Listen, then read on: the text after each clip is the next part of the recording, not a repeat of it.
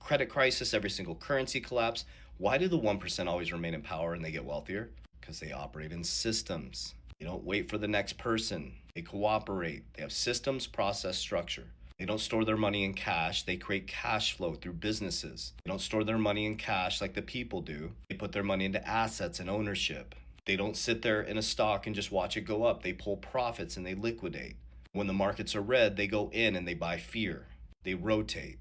So I know we want to sit there and wait for a savior, and the next president's going to promise, trust me, watch in 2028, the next president's going to promise they're going to fix the economy. They're probably going to be heading towards the youth and saying we're going to fix everything and you're going to have everything you need. But it's all about ownership. If you truly want to build wealth, if you don't want to build wealth and you want to be, fed by the government and taken care of, I'm not your guy. If you truly want to have ownership and understand how to build wealth and how to take advantage of the biggest shift in wealth in generational history, this is it. So what they're doing is they're bringing in AI technology.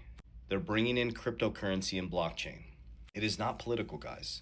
It is a global rewiring of a financial system. Doesn't matter left or right, it has to happen.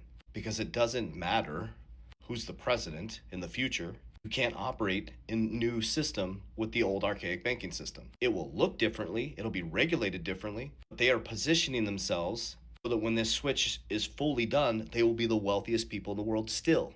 You have to operate, even if you're at a small level, making $30,000 a year, just like they do. You have to think differently. You have to think ownership. So if they're got 5% ownership in the largest chip company in the United States, Intel, and they're about to take ownership or in talks and taking ownership, the Trump administration, the top AI company in the world, and AI is going to use blockchain technology. Your bank is going to use blockchain and distributed ledger technology, on-demand liquidity. And every single bank in the future is going to have a stable coin. Every country is going to have a stable coin. You're no longer going to operate in cash in the next 20 years, maybe a little bit longer than that. You got to watch the youth.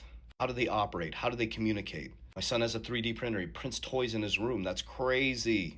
So you have to understand that money is going to go up. It's not going to come down. They're not coming to help and fix the middle class. They're making sure they are set up to build their new empire. They're building the new foundation for the next 100 years. If you want the data, you want the real data, and you want to know how we're positioning ourselves, I'm your guy. If you want to be emotional and have hope and hype and all that stuff, I'm not your guy anymore. We're going to lock in. We're reframing our whole channel. Be data-driven, non-emotional. We're going to teach you how to build systems. I invented the Capel DR system. Cash flow. Cash is trash. Into appreciating assets that what?